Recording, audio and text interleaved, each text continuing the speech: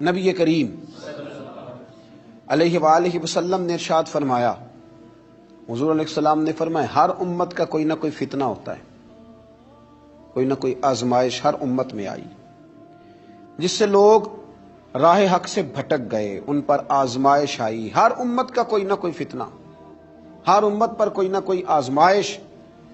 तो महबूब करीम अलैहिस्सलाम फरमाने लगे, मेरी उम्मत का फितना माल है, मेरी उम्मत की आजमाइश माल है। इनके अंदर माल आया है, फितना आया। हजरत उमर फारूक रदी अल्लाह ताला अन्हु का ज़माना मुबारक था तो माल बहुत ज़्यादा आया था। हजरत उमर के ज़माने में अल्लाह ने दौलत बहुत ज़्यादा अता की, चूँकि बहुत सारे इलाके फतह होने लगे तो माल गनीमत ढेरों आने लगा। हजरत अब्दुर्रहमान इब्न औफ रदी अल्लाह ताला अन्हु फरमाते हैं कि जब बहरीन से माल आया तो इतना माल आया, इतना माल आया, हजरत अबू उबादा बिन जर्राह रदी अल्लाह ताला अन्हु लेके आए, इतनी दौलत आई। मस्जिद नबवी शरीफ सल्लल्लाहु अलैहि वसल्लम में माल का ढेर लगा तो जो ऊंचे कद वाले थे ना, वो भी माल के पीछे छुप गए।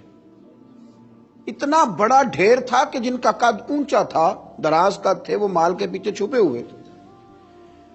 तो फरमाते हैं कि सुबह सुबह कुछ लोग जल्दी आ गए नमाज के वक्त में, पता था कि रात से माले गनीमत आ गया और नमाज खत्म हो गई तो जा ही नहीं रहे, अभी बैठे हैं। तो हजरत उमर रो पड़े, जनाब फारूक आजम रोए, अल्लाह अकबर, दर्द सा पैदा हो गया। हुजूर आप रो क्यों रहे हैं? फरमाया तुम इसलिए रुके हुए हो कि माल आया है। लोगों ने अर्ज की, हुजूर हाँ बात तो ठीक है और ये सहाबा का हक है, ये सब लोगों में बटेगा। तो हजरत उमर फारूक रदी अल्लाह ताला अन्हु से कहा, जनाब आप शुक्र अदा करें, आप रो रहे हैं। फरमाया तुम्हें नहीं ना पता, मैंने अपने नबी पाक से सुना है अलैहिस्सलाम। हुजूर ने फरमाया मेरी उम्मत का फितना माल है। जहां माल आता है वहां अदावत भी आती है, जहां माल आता है वहां तलखियां भी आती हैं, जहां माल आता है वहां लालच भी आता है, जहां माल आता है तो वहां फिर लोग एक दूसरे से बटोरना भी चाहते हैं। जब तक जेबों में माल नहीं ना होता तो जो भी प्यार करता है जात से करता है, और जब जेब में माल आता है तो फिर ज्यादातर लोग जेब से प्यार करते हैं। ये अमीरों का कहना तो होता है कि लोग बड़ा चाहते हैं जी, बड़ी अल्लाह की इज्जत है। तो मैं कहा करता हूं जरा दौलत अलग करना, फिर अपनी हैसियत का तयन करके तेरी कितनी इज्जत है। ये दौलत का लेबल है ना, इसको जरा उतार, खुद पता चल जाएगा तेरे पास क्या है। मेरे नबी करीम अलैहिस्सलाम ने इसे फितना करार दिया, ये तो आजमाइश है। लालच करना, लालच में पड़े रहना, लालच की तरफ सफर करना और मतमा नजर लालच बना लेना। मतमा नजर, एक बहुत बड़े दौलतमंद का मैं एक दफा उसका इंटरव्यू अखबार में छपा तो मैं देख रहा था, तो किसी ने उससे पूछा कि दौलत कैसे कमाई, तो कहने लगा जी मैंने 10 लाख वाला काम भी नहीं छोड़ा और 10 रुपए वाला भी नहीं छोड़ा, सारे काम किए, बस कोशिश की कि जहां से आ जाए उसे हासिल कर लेना चाहिए। अब खुल के बात तो लोग करते नहीं, हालांकि बहुत सारी जगहों पे इस बात का तर्जुमा ये होता है कि ना जायज देखा ना नाजायज देखा, बस जहां से आए, जितने आए, जिस तरतीब से आए। शाम को ये हिसाब जरूर करना है कि आज मेरे बैंक बैलेंस में कितना इजाफा हो गया।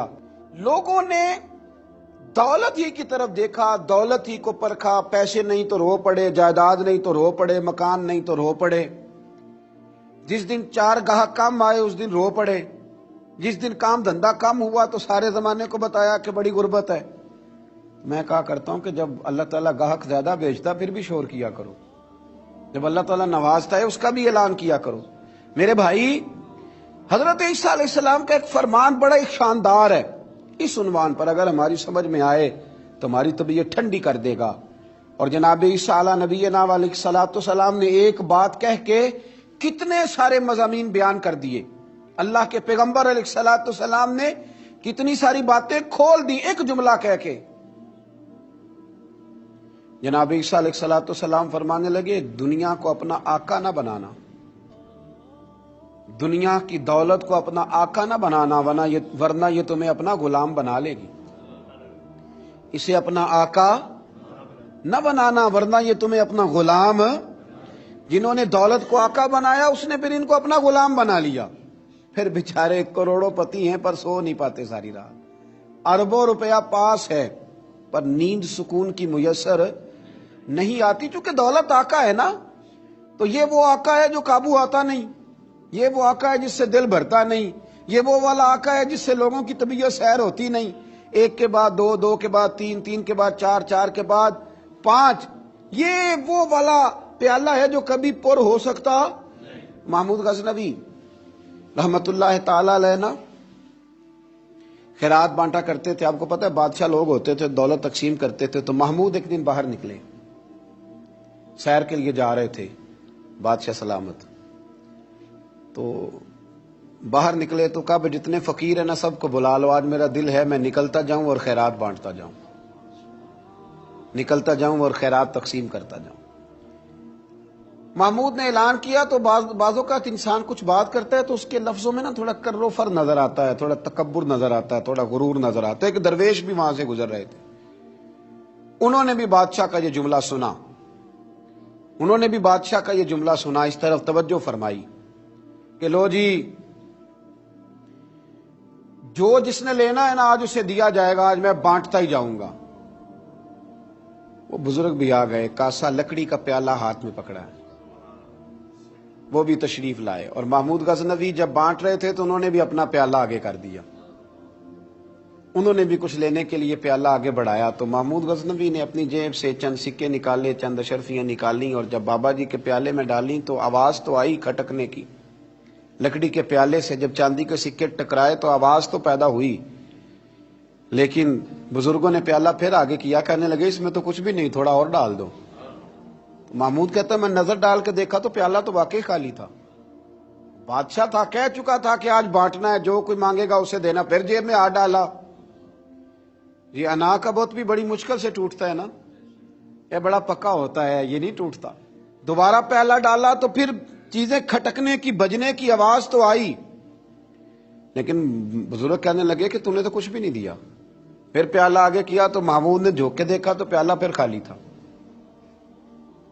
اس نے پھر کچھ ڈالا، پھر دیکھا تو خالی، پھر ڈالا، بجنے کی آواز آئی، پھر خالی۔ اب بادشاہ تھا، ہارنے کا نام ہی نہیں لے رہا، یہ شکست کھانا ہی نہیں چاہتا، اس نے تھیلے منگا لیے، بوریاں منگا لی پیسوں کی بھری ہوئی، ڈالتا جا رہا ہے، بجنے کی آواز آتی ہے۔ محمود تھک گیا، کہنے لگا بابا اس کے نیچے کون سا سوراخ بنایا ہوا ہے، کیا ہے اس کے نیچے، جو سمجھ میں نہیں آ رہا کیا ہے۔ تو ان بزرگوں نے بڑی شاندار بات کی، کہنے لگے محمود یہ انسانی خواہشات کا پیالہ ہے، اور یہ خواہشات کبھی پور نہیں ہو سکتی، ایک پوری کرتے ہیں تو دوسری بن جاتی ہے، ایک پوری کرتے ہیں تو دوسری۔ حضرت مولا علی شیر خدا رضی اللہ تعالیٰ عنہ فرمایا کرتے تھے نفس کی خواہشیں ان بھیڑوں کی طرح ہیں جو کبھی قابو میں نہیں آتی، ادھر سے گھیر کے لاؤ تو ادھر والی نکل جاتی ہیں، ادھر سے گھیر کے لاؤ تو ادھر والی نکل جاتی ہیں، دونوں کو سمیٹو تو سامنے والی گائے۔ یہ خواہشات ہیں، یہ کبھی پوری یہ نہیں پوری ہوتی میاں۔ پھر انسان آگے سے آگے بڑھتا رہتا ہے، ہرس کرتا ہے، لالچ کرتا ہے، طمع کرتا ہے، لینے کی خواہش پیدا کرتا ہے، لیکن یہ چیزیں کبھی اس کے حق میں مؤثر ثابت نہیں ہوتی۔ ہاں میرے نبی کریم علیہ الصلوۃ والسلام سے پوچھا گیا تھا یا رسول اللہ ذلت کیا ہے؟ فرمایا لالچ کرنا۔ تو حضور عزت کیا ہے؟ فرمایا جو رب نے تجھے دیا اس پہ راضی ہو جا، اللہ عزت عطا فرما دے گا۔ قناعت میں عزت ہے، لالچ میں ذلت ہے۔ تو ہرس کرنا، ہوس کرنا، مال کے پیچھے بھاگنا، لوگ تعلیم حاصل کرتے ہیں تو مال کمانے کے لیے، ہنر سیکھتے ہیں تو مال کمانے کے لیے، کسی استاد کے پاس جاتے ہیں تو مال کمانے کا طریقہ سیکھنے کے لیے، کسی سے یارانہ لگاتے ہیں تو کہتے ہیں ذرا دیکھو تو صحیح آگے کیسے گیا ہے۔